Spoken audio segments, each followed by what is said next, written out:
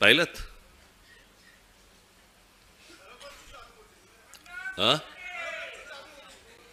काय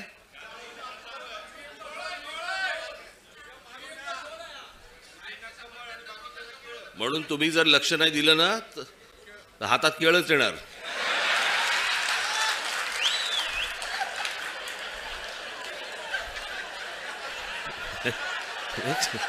एक सांगितलं तुम्हाला.